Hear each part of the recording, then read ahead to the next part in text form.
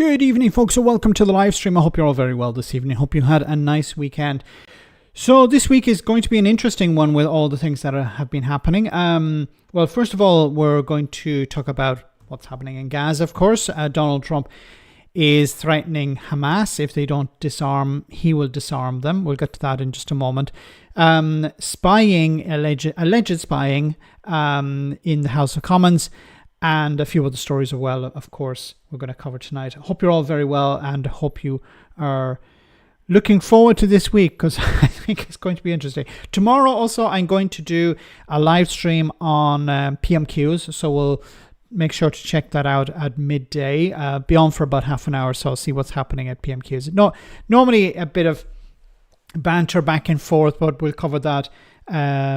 Hopefully it'll be interesting. So I'll mention that towards the end of the live stream. And of course, if you're on Discord, check out the post-stream chat after the show. So let's start off with the first story, which of course is this idea that China is spying on the United Kingdom. What about Prince Andrew? Somebody was asking what should the king do with Prince Andrew? And I was thinking, well, you could lock him in the Tower of London. Is that what the king used to do with unruly nobles? Or you could demote him. What would Prince Andrew be demoted to? I don't know, sir or a lord or something like that. Would that be a demotion, an applicable or a suitable demotion for Prince Andrew? Or just strip him of all of his titles and turn him into just Andrew, so then he could face justice like normal citizens? Maybe you could do something like that. British ambassador to the USA. Yes, because the current one is there an acting ambassador to the UK at the moment? I think they went back to the previous one, or they have somebody else lined up. The old one didn't work out too well, didn't it? Even though, you would imagine that Peter Mandelson would have a lot in common with Donald Trump, considering their connections, but that didn't work out so well. Nobody who would have thought that, putting a guy who has connections to Jeffrey Epstein into a position of power would be problematic. Who could have thought something like that? I'm driving in Luton. Well, be careful, Christy. Drive safely. Exile him to the most remote UK territory or send him to Rockall. Just playing Mr. Sax Corbo Goth. Okay. I want to say thanks to Cavan Lad, because at the last live stream I did with Jimmy the Giant, he had posted a comment of support and I didn't get to see it until after, so apologies for that. So let's jump to this first story, of course, the big one, which is rumbling on from last week. MI5 warns MPs they are being targeted by China and Russia. So, well, for the Tories, this is old news.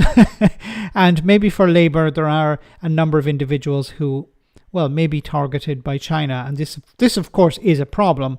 There's no problem. There isn't an issue having discussions with other countries and businesses from other countries.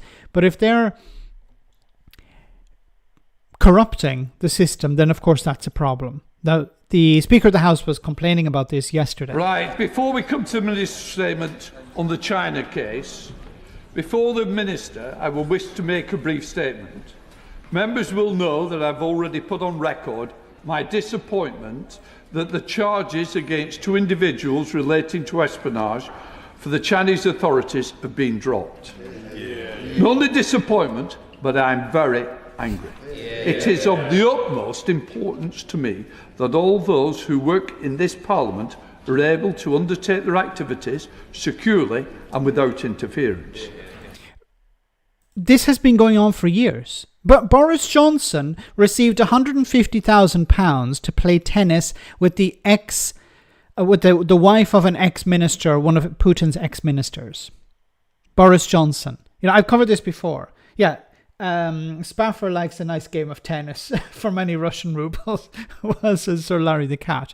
This is not news. The Friends of Russia, the Tories, the Conservative Friends of Russia group, remember that some years ago, where Russians were welcomed to the UK and given a massive party, and of course money exchanged hands, money for favours, no doubt.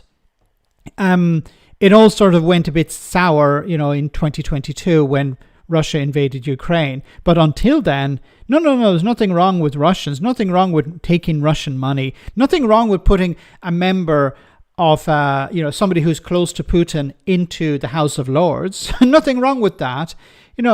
Nothing wrong with Boris Johnson, when he was the Foreign Secretary, going to Italy to have a party, and avoiding his security brief, or security team, to have a party, a sort of weird party at the castle of this guy that he put into the House of Lords. No, nothing wrong with that whatsoever.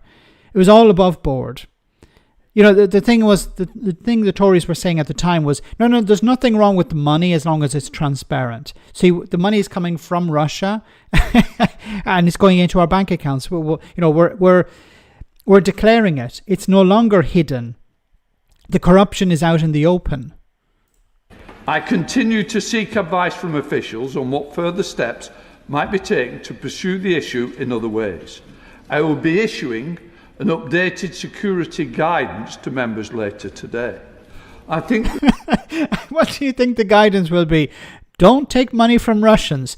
Don't take money from the Chinese. Or Sir Lindsay Hoyle will be very angry. There is something the government ought to be aware of. It is this Parliament that has been spied on. It is MPs who have been here. It is MPs' offices that have been infiltrated. And as it stands, what we have seen is the payment for spying on what I believe we should be protected. At this moment, I feel we haven't had the protection. I certainly don't blame the Minister. I know that he will be answering a lot in his statement and taking many questions. Okay, so I honestly don't know what the Chinese would want. What would the Chinese want with members of the Labour? I presume it's the Labour Party. Like, there's no point spying on the Tories or Reform. There's only like 4 or 5 of, was it 4 of them, 5 of them? So it makes more sense to spy on the Labour Party. Now, I don't know what they would be spying, what they want to get from that. Is it security information because the UK is sharing information with the European Union or sharing information with the United States? Maybe that's what they're after. Plans, because what else would they be interested in? When it comes to technology, most of the technology is produced in China. So, Max, I want to let you know lost my mum Sunday night. I'm so sorry to hear that, Stu. Oh my goodness, my sympathies to you. My God, I'm so sorry, Stu. I lost my own mum a few years ago, and it's heartbreaking. I'm so sorry. Thanks for sharing that with me. There was no need to send a super jump, but thanks for sharing that. Politicians should not be allowed to make money on the side. That's why it's all. That's why all the corruption. Yes, well, they shouldn't be allowed to. They're making money on the side anyway when they're writing newspaper articles or when they're working for companies on the side where they're working on the boards of a number of companies. Thanks to everyone sending their condolence to Stu.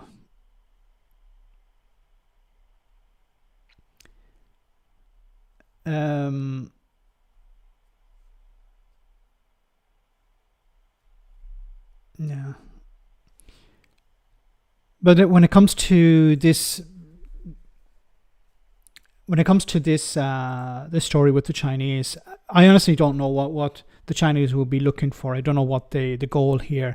When it came to the Russians, of course, the Russia benefited from a divided Europe. So, of course, they were pushing. I'm not saying that the Russians got Brexit over the line, but they certainly saw the advantage of the UK leaving the European Union and this creating division in Europe. And when it comes to the Chinese, honestly, I don't know what they're looking for. Is it about accessing data that may be shared with the European Union or with European countries or with the United States? This week, I believe, the Dutch government or the Belgian government, I don't remember, one of these countries, their governments took over a Chinese company, so nationalized it in a sense. Now, we don't know the full details. Is it for security reasons? Is there another reason for that? But there is a concern about maybe some sort of manipulation taking place, spying going on from the Chinese government. I don't know. I think we're going to have to wait some time before we get some more information about that. Anyway, I want to move on to the next story. Oh my goodness. So Donald Trump has just returned from the Middle East, and of course I said this in a video. I don't think Donald Trump cares about the Palestinians. He doesn't care about the Israelis. He doesn't care about peace. He just wanted his name up in lights. He wanted his 15 minutes of fame. He wanted attention from the whole world, and he wanted everyone in the Middle East on both sides just groveling to him and saying how great he is. And now it seems that it's starting to unravel, because the Israelis, it seems, are talking about destroying more infrastructure in Gaza, saying, look, we need to continue to go after these tunnels. And then Hamas have said, look, we're not going to give up our weapons because we need them for security. Like, we are the only security force in Gaza at the moment, and we need to maintain order because, there is no infrastructure, there is no actual government in place, there is anarchy, or there's a risk of anarchy. And Hamas are saying that we need... Now, Hamas are not the best people to be in charge of anything. There have been images I've seen online. I can't show them here on YouTube, but there are images online of Hamas gunmen executing people in the street. It seems to be legitimate information, legitimate footage. I don't think it's been doctored, or I don't think it's old footage that's been represented again. But it seems that people who were allegedly collaborating with the Israelis, or people who were engaged in looting or some sort of crime, were executed in the street. And this is not what you want to see going forward. You want to see a peaceful transition. And Trump is, of course, sticking his oar in. How long will it take Hamas to disarm, and can you guarantee that is going to happen? Well, they're going to disarm, and because they said they were going to disarm. If they don't disarm, we will disarm them. How will you do that? I don't have to explain that to you. But if they don't... I don't have to explain it to you. Okay. If he said, I'm not going to explain it to you, okay, I understand, but I don't have to. Okay. Disarm, we will disarm them. They know I'm not playing games. Okay? Now, we did something monumental. We got the hostages back. That was the first thing we had to do. Above all else, get the hostages back.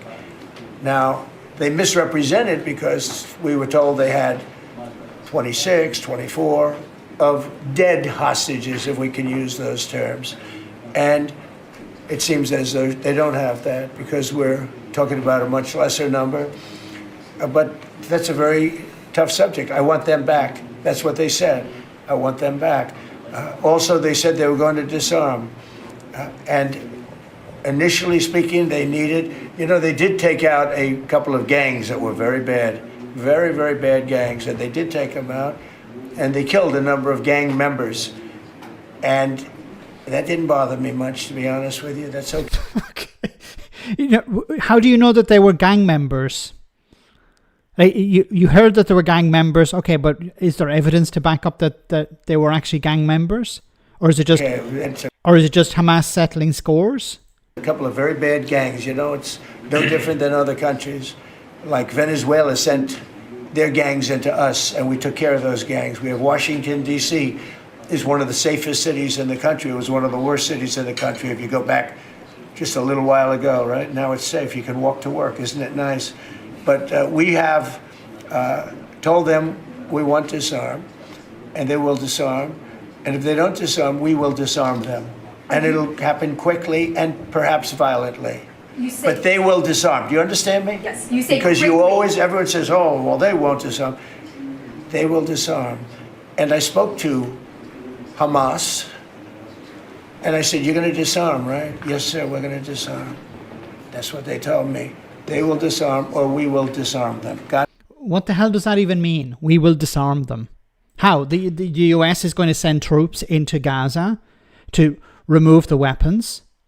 How is it going to do that? The Israelis tried to do that over 2 years, and look what happened. So is the United States actually going to go in there? Look, I don't think that's actually going to happen.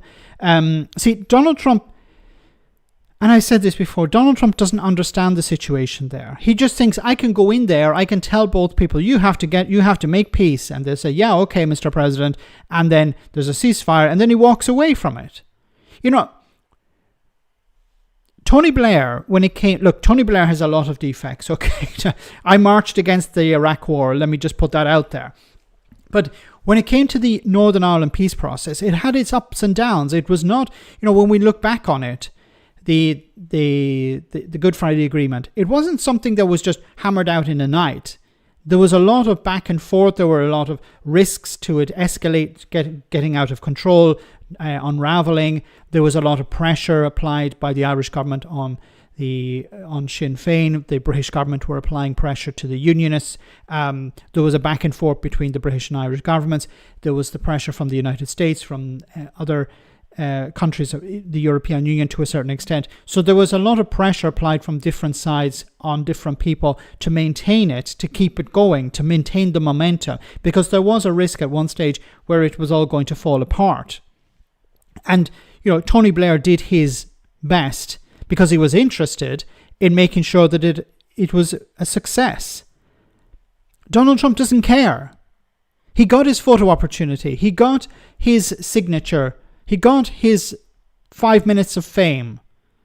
His picture in front of all the other world leaders. He was at the lectern yesterday talking about how great he is and how it was all down to him. Now that there are risks that it's going to fall apart, Donald Trump, what you'd need is a president who would get down there, who would return to the Middle East and say, okay, let's get this thing sorted. We need to maintain the momentum. We need to keep it moving forward. Donald Trump has already left. He has abandoned it. And now he's issuing threats from the other side of the pond saying, oh yeah, well, we'll disarm Hamas. Look, when it came to the Good Friday Agreement, there was an agreement that Sinn Féin would enter politics, would be recognized as a legitimate political party, and the IRA would disarm. The IRA would decommission its weapons and disarm. And the same on the loyalist side. The loyalist politicians would be represented by politicians, and the loyalist paramilitaries would decommission their weapons too. And it was a long process. It didn't happen all over, all at the same time. It took a number of years, and there was a commission brought in, an international committee to check that all this was being carried out, that every T was crossed and every I was dotted, and that both sides were respecting it. And there were times when, some of the reporting back from the international commission was not positive, and then it had to be another look had to be put. It had to be looked at it again. So, it was a long, difficult process, but it was achieved in the end. It's only a pause, Max. History calls us that. History tells us that. This is my fear as well, Anthony, that this is just a pause. It's just a ceasefire, and Donald Trump has already left the room. He doesn't care. He got his opportunity. He may. Now he's going to rant and rave if the thing does fall apart, and he start blaming the other people. He start blaming Hamas. He'll blame the Israelis. Maybe he will blame the Arab nations. He'll blame everyone else but himself. Although what he should be doing is he should be there, at least for a couple of weeks, to make sure that this succeeds, or put people in charge. Of course, the president can't be in the Middle East for a few weeks, but put people in charge who he knows are going to do a good job, who are going to maintain this in the long term, because it is going to take years. Like, this is going to continue long past Donald Trump being president. I don't know if he understands that. I don't think he understands that. This peace process is as fake as Trump's tan. He's very orange in this picture, all right? Maybe he's trying to match with the gold. I don't know. Starmer must be glad they have finally released the sausages. Released the sausages. Simple solutions, as in Brexit, yes. He'll probably blame trans people as well. Of course, yeah, they're responsible for all of life's problems. For America, it's trans people. In Britain, it's immigrants. It's both people. Or at least if you listen to Farage. Hamas were spread a bit thin. Trump doesn't have good people to put in charge. Yeah, that's a problem as well. He's surrounded himself with sycophants. He surrounded himself with idiots. Like, at least in the first administration, there were some people who were willing to stand up to him, but now there's nobody. So I fear that this thing is going to collapse pretty soon. I hope I'm wrong. Honestly, I'm not trying to be a doomer here, but I really hope that this is maintained, that the people in the Middle East realize that, look, we're on our own now. The United States has left the room. Donald Trump has abandoned us. So we actually have to maintain the momentum ourselves. The Arab nations, I think countries like Qatar are really interested in having this resolved. I really hope there are people in the Israeli Knesset, the parliament, who are going to push this. Don't expect Netanyahu. I think what could happen, which could be positive, is an election where Netanyahu is removed and a more moderate party comes in, and the moderate party understands, yeah, we need to maintain this. I think that would be the best case scenario, but we don't know what's going to happen with Netanyahu at the moment. Just to continue with this, it says here, Starmer and other leaders have fallen into line on Trump's plan. Now it must deliver. So it's been a while over 20 leaders flew to Sharm el-Sheikh in Egypt from all over the world, Indonesia, Pakistan, Norway, Canada, to witness the signing of Donald Trump's peace plan. Ceasefire plan is probably the better term, not peace plan. This historic day was pure theatre for Trump from start to finish, flying in from Israel, where he had met hostage families, and then addressing the Israeli parliament. He arrived a whooping 3 hours late, keeping a gaggle of world leaders waiting. So, as I said, Trump wanted this opportunity. Trump likes the razzmatazz, he likes the attention, but once again, it's important that the momentum is maintained and the people of the Middle East are not forgotten. And I really fear that this is likely to happen. Gaza peace deal not possible without Trump, says Starmer.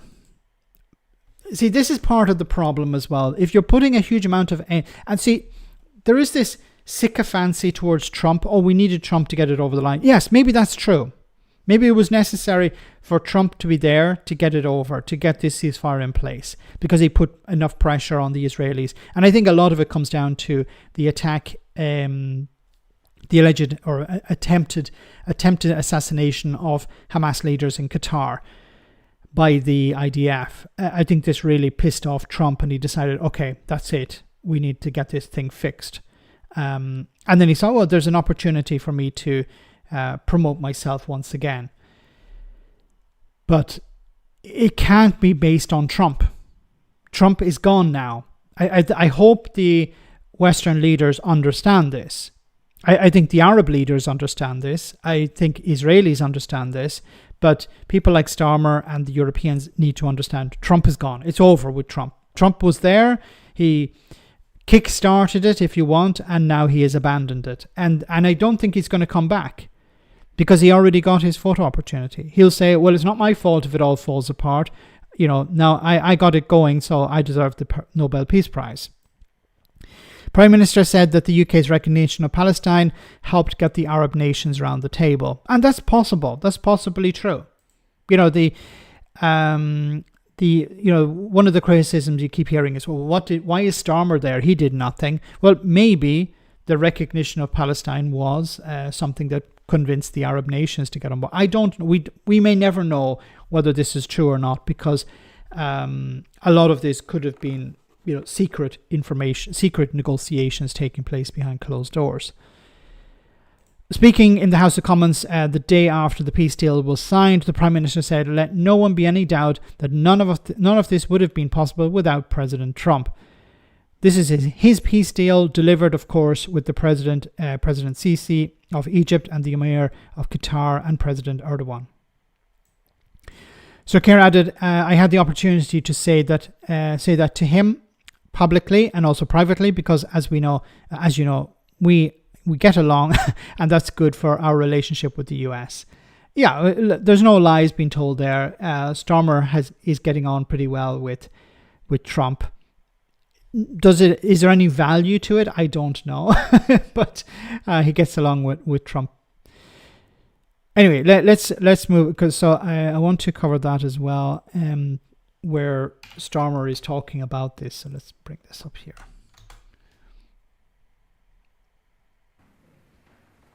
Mr. Speaker, let me now turn to the Middle East, and words I have longed to say in this House for a very long time. The surviving hostages are free.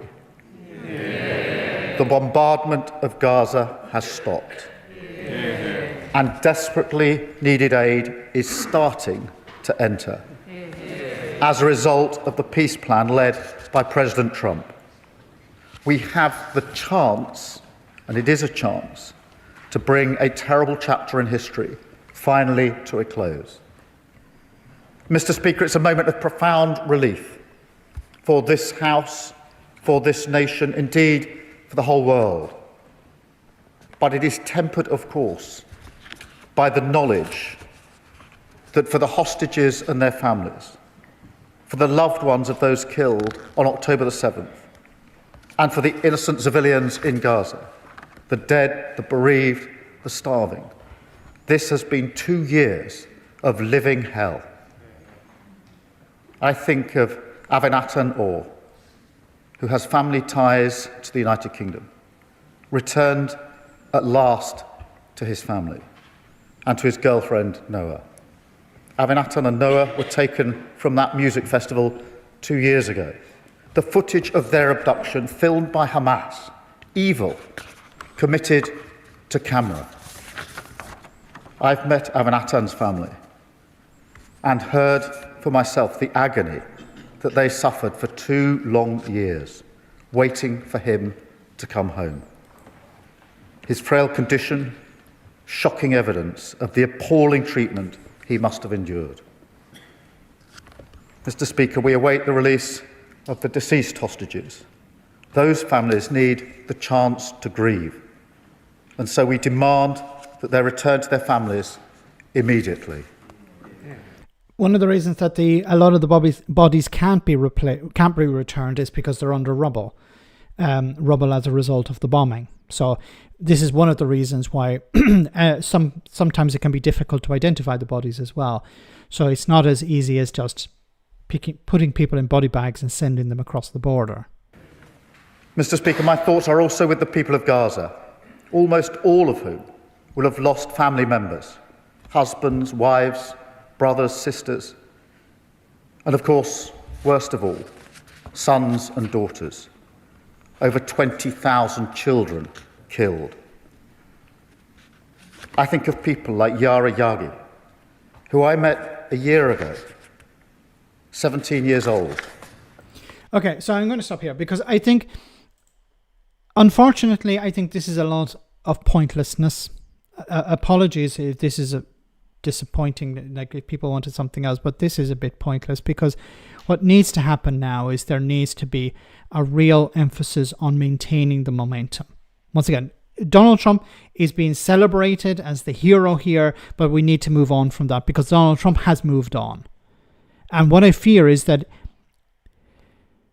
it's going to unravel. I hope I'm wrong. I really do. I hope I'm wrong that this ceasefire holds and that momentum can be maintained and that progress can be made, where you end up with a situation where the Palestinian people are able to return to their homes, they can see them rebuilt, and that eventually there will be a peaceful a two-state solution between the Israelis and the Palestinians. But we're nowhere near that yet, and this is why it's so important that the United States is on board, that the European Union is on board, that the Arab states are on board, that the Israelis are on board. But a number of things have to happen, including Netanyahu being removed from power. Because as long as he's there, I don't think we're going to see any real progress. Because he wants to maintain a conflict. His defense secretary, I actually forgot that he was the defense secretary, Israel Katz. He had said on the 12th, yesterday, no, it was the day before yesterday, he said at 7 in the morning, he said, no, we need to continue destroying these tunnels. We need to go after these tunnels. I'm instructing the IDF to prepare for the next phase. So there are people within the Netanyahu cabinet who don't want this war to end, who want to continue fighting. So how do you hold those people to account? How do you stop? Like, one thing is, as Donald Trump was saying, well, we're going to disarm Hamas. Well, what are you going to do to stop the Israeli army from going in once again? Because they will say, well, we need to go in because there are tunnels being rebuilt, or Hamas is rebuilding the tunnels. We need to, like, it sounds strange that something like that could be said now, but give it a week or 2 weeks where the positivity returns to a sort of normality, and you're going to hear a rhetoric like that. Oh, yeah, well, we got the hostages back. Now we have to finish the job. We have to destroy Hamas. Steve Witkoff still working. Starmer is complicit in the genocide. Max, Starmer is going to pass a bill that it gives the UK security forces immunity for those crimes in the north of Ireland on Wednesday. I really hope that's not the case. And there have been a number of Tories who've been really pushing for this, and members of Reform UK, not MPs, but members.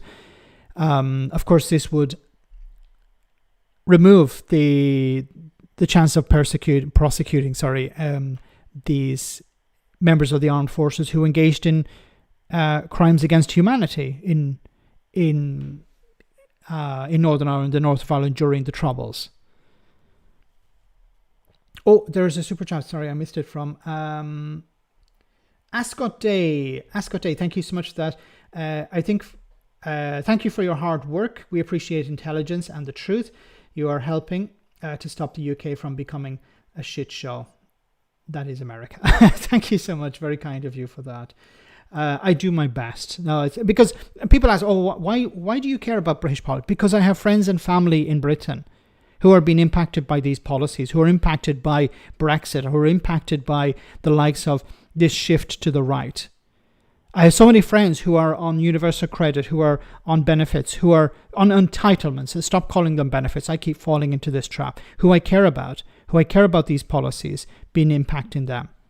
And I feel that I have a duty to call this out. Sometimes I laugh and joke on the channel, but for me it's important that we push back on things like this. I hope that someone like Zach Polanski is going to have a positive influence. He's not a perfect individual, of course, and very far from it. But some of the things he's saying, wealth tax, or better rights for renters, or better support for the most vulnerable in society. These are messages that I agree with, and they apply to all of us. What I mean by that is, like, it doesn't matter if you're in Europe, if you're in the UK, if you're in America, if you're in Japan, if you're in South Africa, if you're in Brazil. It doesn't matter where you are. I think many of these policies resonate with everyone. Everyone wants to have a decent standard of living. Everyone wants to be able to feed their families. Everyone wants to be able to pay their rent or pay their mortgage, or to live a decent life, to have a job where you have some sort of protections. This is why I call these things out, where I worry about Farage and Reform taking over, because we know what they did, what they were pushing when it came to Brexit, stripping away protections for workers, for the environment, for consumers. And if Farage gets in, he's going to go, as we said, like the hammers of hell when it comes to protections. They keep talking about leaving the European Convention on Human Rights, not because they care about immigrants, but it's about stripping British people of their protections. Because who would benefit from that? The richest people in society. Company owners who want to fire people, who want to shut down trade unions. The European Convention on Human Rights is protecting workers in that situation. Free speech, you hear the right talking about, we should be allowed to say what we want, but they're exactly the same people who are trying to shut down free speech. Reporters are being banned from conferences or from press conferences where Reform are delivering them. Reform have banned a number of journalists. Why? Because they ask difficult questions. The party of free speech. Zach is a breath of fresh air. in this mad political world at the moment. Yes. Look, once again, I'm dead set against cults of personality, and no one should be buying into the idea that Zach is some sort of savior or some sort of messiah. Definitely not. Do not go down that road, okay? Because there's no point, because you'll be disappointed. So don't have hero figures in politics. You can have heroes in your life, but don't have heroes in politics, because they tend to disappoint. But I think the policies are more important than the actual figure. Now, the figure is needed to convince people to drive politics in the right direction. But when it comes to the policies have to be the most important thing. So we must focus on the policies, not so much on the individual. The salesman, a good salesman is important. We saw that with Farage. He was very good at selling a lie, selling a snake oil. But for ordinary people, they will be impacted by the policies. Same with Brexit. People are being impacted by Brexit. Of course, Farage and Johnson did not sell Brexit in a true way. Zach is getting exposure for the Greens, Max. He certainly is. He's getting attacked by the right-wing press as well. Spiked online, I think it was, or the Spectator were putting out articles about how Zach Balansky is dangerous. He's a communist. He's a menace to society. It's like, yeah. And what does he do? He takes their article and he retweets it on social media, going, "Yeah, thank you for the publicity." Because what they're doing is they're saying he's going to tax the rich. And they're going to leave. And ordinary people who can't pay their bills and can't feed their family are going, "Yeah, you're going to tax the rich, okay. Why is that a bad thing?" It's like, you're going to tax the rich and give the money to the poor. Robin Hood is generally viewed as a positive person. But if you were to, in Margaret Thatcher's mentality, or the current Tory mentality, or the reform mentality, Robin Hood is the bad guy. It's the sheriff who's the good guy.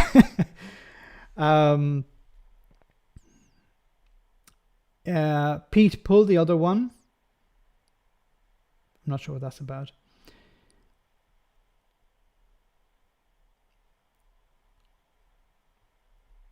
What? He's not the Messiah? No, he's not the Messiah. He's a very naughty boy. Anyway, let's move on. Actually, it's over the time, so I better do a short comedy a comedy moment, and then we'll be back in just a jiffy with more serious stuff. So I hope you enjoy this. Colin from Portsmouth is on the line. Hello, Colin. 30 years ago, we let children roam the streets. Now they're not allowed out of the house. That's why the values of this country have been eroded, all because of paedophiles. Good morning, Colin, and happy birthday to you. Hope you're having a lovely... 60 years ago, you couldn't spell pedo, let alone be one, and that all changed under Tony Ruddy Blair. Do you know, pedo is the most spelled word in the English language. That's not a coincidence, is it? Well, apart from in America, where they spell it differently, don't they, Colin? We've got a lot to learn from America, I tell you. Thank God for Trump, draining the swamp of sex offending. How are you celebrating your birthday, Colin? Stripping all this lead paint off the walls. Yeah, that makes sense, doesn't it? Yeah, fair enough. And replacing it with more lead paint, specially sourced from Russia, just to own the snowflakes. And I painted a St George's Cross on a roundabout last weekend. Yes. What have you done for the nation? Absolutely right. I saw that. It looks a bit diagonal, Colin. I saw the photo. It looks more like a Northern Irish flag to me. Yeah, I was going to do a Union Jack, but I didn't have any blue. Waiting for some from Russia. What's wrong with a Northern Ireland flag anyway? And that's the problem in a nutshell with you metropolitan Starmerites. You hate the thought of us owning a part of another country. I draw a Chagos flag next. Anyway, mate, thanks for having me on. Love to the family. Love to the family, Colin. Love to the family. You going out for your birthday then? Yeah, to a National Trust property and taking my own scone. Oh my goodness. Okay. So if you remember, Nigel Farage was threatened by an Afghan who was arrested and punished, and it looks like he'll go to jail, it seems. So, militant with AK-47 face tattoo who threatened to kill Nigel Farage shouts from the dock as he's jailed. A little bit of advice to people. Let me just bring this down so you can see him a bit better. If you're getting a tattoo and it's a face tattoo, don't do an AK-47. Unless you're like some sort of mercenary or something, But if you're going to say, I want to flee persecution I'm going to put an AK. No, don't do that. It's not going to help your case. Anyway, in a chilling video, Fayaz Khan, I don't know if Fayaz Khan, I think I'm pronouncing it right, said that he was coming to England to pop Nigel Farage after the Reform UK leader posted a video of the Afghan national coming to the UK in a small boat. Hundreds of thousands of viewers saw the chilling video Faraz Khan 26 posted on last October in the Southwark Crown Court, in which the Southwark Crown Court heard he threatened to pop Nigel Farage. As he was sentenced, Kane yelled to the court that Mr. Farage had initiated proceedings to use me because you want to be the Prime Minister. Okay. As he was taken down to the cells, he again shouted, "You want to be Prime Minister? I'm not here because I want to kill you. I want to go back. I want to go back to Afghanistan. Send me back to Afghanistan. My family's in Afghanistan." He doesn't sound like a fully level-headed individual, does he?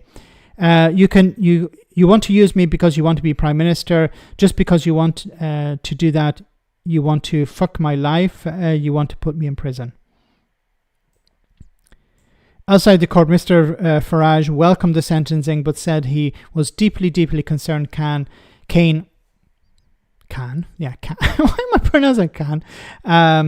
Would be out in 18 months. He added, this violent criminal would be in this country, living in a house of multiple occupancy or in a hotel, free to walk the streets while his asylum claim is judged. See, the problem is, it'll be difficult. So Farage would say, well, we would just deport him. Okay, but in order to deport him, you'd need to have an agreement with the Taliban, because the Taliban are the ones who are in charge. Now, he may go. He keeps saying, I want to go back to Afghanistan. Then he could be returned to Afghanistan. Now, it begs the question, why did he flee Afghanistan if he wants to go back to Afghanistan? Doesn't make a lot of sense. So this is why I don't think this guy is completely with it. He sounds like a very strange individual who maybe has some sort of mental health issues. And why he targeted Nigel Farage in particular, I don't know. Just a little bit more on this from Farage himself. Honestly, I won't spend too much time on this because I don't think it's that much of a story, but...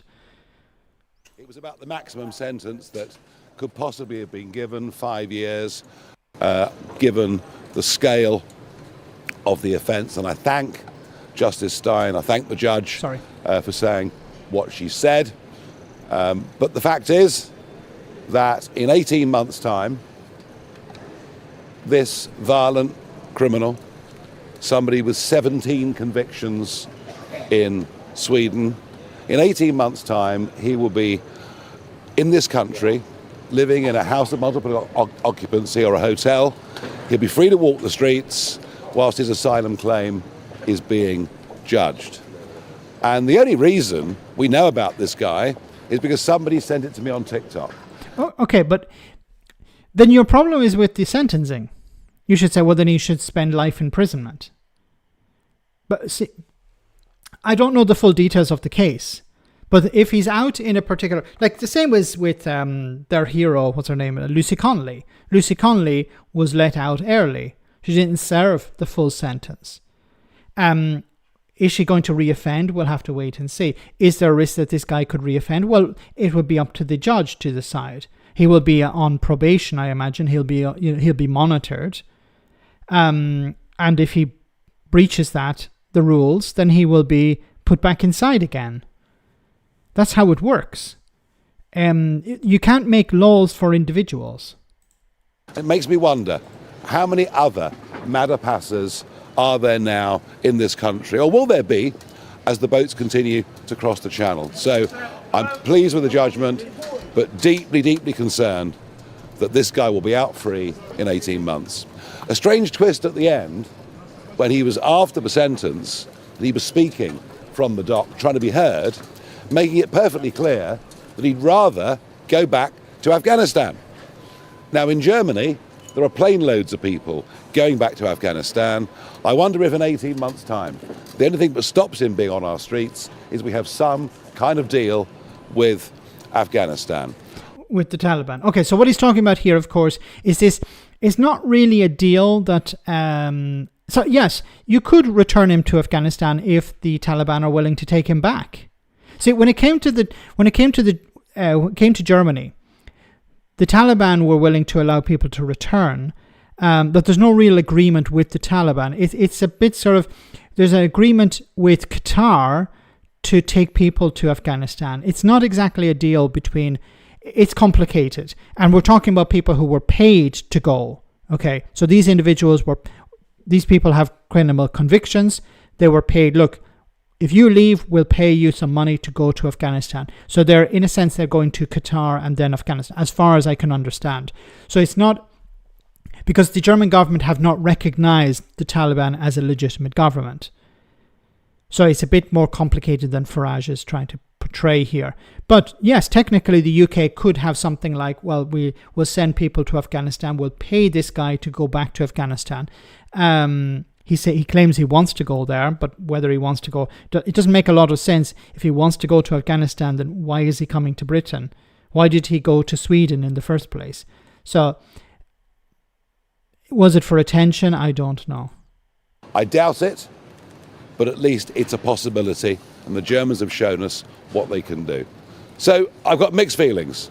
It was right to bring this case. I'm happy with the sentence. I'm happy with the win.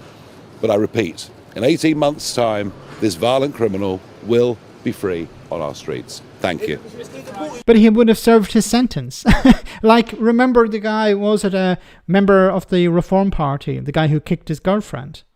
He served his time. He's out on the streets, but he served his time. Isn't this how these things work? Once again, if he breaks the rules when he's let out, does Farage not believe in reforming criminals? Just saying, well, he'll be out roaming the streets, he's going to do it again. You don't know that he's going to do it again. Is Farage praising an EU country? He is, actually. That's strange, isn't it? I don't know all the details of this case, so it's not clear what's going to happen here. What Farage said here about this is another story I wanted to cover here. Farage and others have said, look, a big problem with the UK is it needs to leave the European Union in order to deport people. That's what one of the messages they were saying. Now they're saying, well, we can't deport people because of the ECHR. We can't send people back to their home country because of the ECHR. Well, here's a story that's quite interesting. This is from Ireland. The Irish government deports 23 Romanian men with criminal convictions. So once again, this is from the from Irish media. A total of 23 Romanian people with criminal convictions have been deported from Ireland as part of an EU agreement. The Department of Justice has flown the 23 men, who are aged between 22 and 49 years, to their home country using a government-chartered flight this afternoon. Unlike other recent deportations targeting one non-EU country's nationals living in Ireland, today's move comes against a fellow EU member. So here we have the Irish government deporting people within the EU. What? How is that possible? This is what we constantly heard from the Brexiteers. Oh, we need to leave the EU in order to deport people in the EU. No, we couldn't deport anyone. This was I think Boris Johnson was saying this in a recent interview. Oh, we needed to leave in order to deport people that we don't like. We couldn't deport anyone when we're in the European Union. Complete and utter bullshit. Here we have Romania, which joined the European Union in 2007, I believe, having members of its citizens of its country being deported from Ireland to that country because the Irish government doesn't want them there because they've been involved in crimes. How is it possible that you're able to deport people within the EU? Yes, you can do that. You've always been able to do that. This is, once again, another lie being exposed a Brexiteer lie being exposed. Oh, we need to leave the European Union in order to deport people.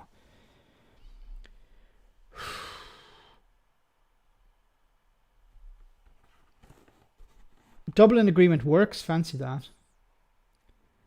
The Germans are showing us what to do. Could have been taken from something else.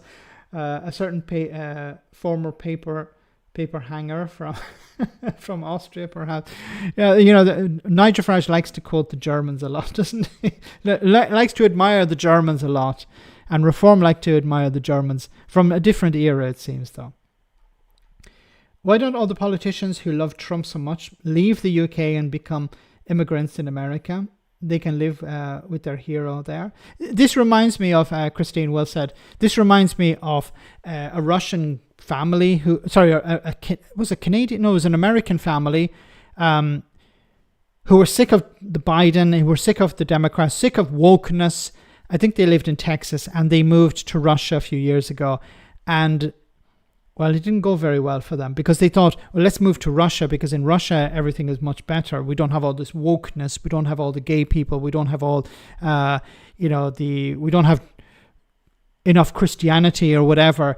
And, well, it didn't work out very well. It seems that the husband, the father of the family, was sent to the front and he's been missing in action for a number of months now.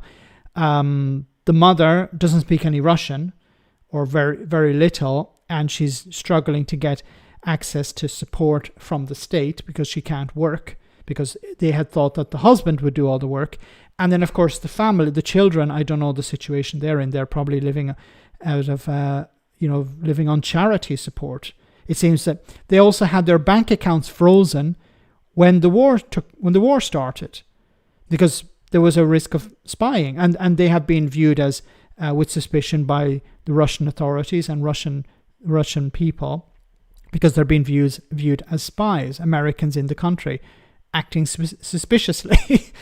Didn't work out very well for them. And, in a similar way to, maybe the far right can emigrate or become refugees in Trump's America and then discover the value of protections to freedom of expression. As soon as they start complaining about the dear leader, they'll suffer the consequences of that. There was another story I wanted to cover, and it's gone. So maybe it's here. Here we go. Yes. No, that's not it. Damn it! I lost it. No, it's gone. Apologies. I messed up. I hope to find the story, but it's gone. Apologies. So, guys, I want to say thank you to everyone who came on tonight. Thank you so much for your support. Thanks to everyone who sent a super chat. Thanks to the moderators for doing a wonderful job. I will be doing a live stream tomorrow at midday covering PMQ, so do check that out. And, of course, if you're on Discord, I'll be on the post-stream chat after the show. I'm sorry about there was another article about the economy I wanted to cover, but unfortunately I lost it. I need somebody to organize my stuff. I'm not very good at it myself. But before we go, of course, we have our one for the road. So hope you enjoy this before we finish tonight. The Prime Minister, Keir Starmer, here we go, has been accused of being obsessed with Nigel Farage by a media which wants to remind him that that's their job.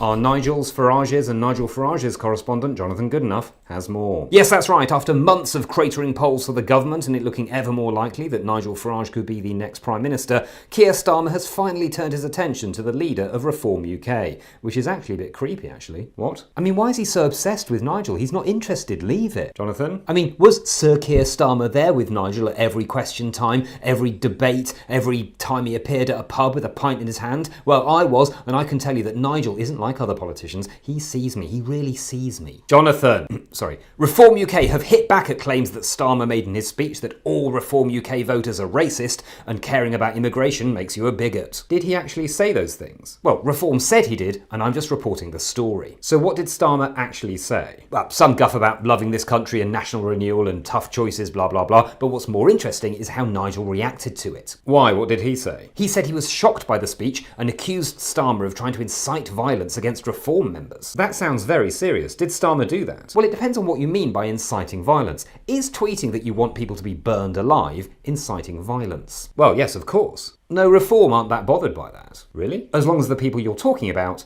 aren't Reform voters, right? But Starmer accused Farage of stoking division and having racist policies, which is basically like telling everyone to shoot him in the head. This is all quite confusing. No, it's very simple. If you have legitimate concerns about immigration, you can say what you like. If you have legitimate concerns about anything else, you can't.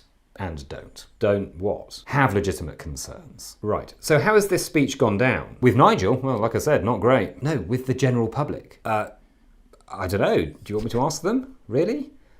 It's just a bit of a faff, isn't it? I prefer going to Nigel. He always gives a good soundbite. Thank you, Jonathan. Next up, as David Lammy has to walk back comments that Nigel Farage flirted with the Hitler Youth as a schoolboy, we ask, why go back in history when he's been flirting with a contemporary orange fascist for years? Well said, well said. So guys, have a great week. I will see you on Friday, same bad time, same bad channel. And well, hopefully most of you, I'll see you tomorrow at PMQs. So take it easy, and I'll see you tomorrow. Good night.